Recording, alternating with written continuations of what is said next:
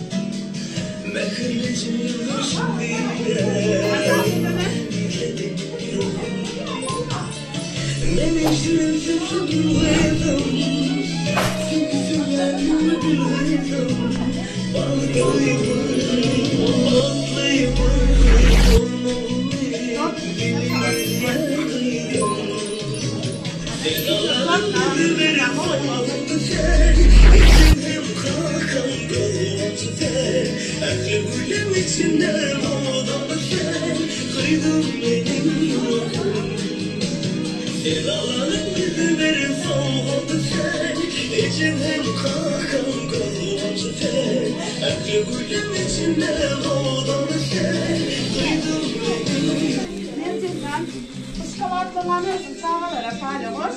Yollamını bile. Doydun yoksun Edip hoş mu? Özüm çağlara payla. Şimdi suratlar alalım. Doldu suratlar.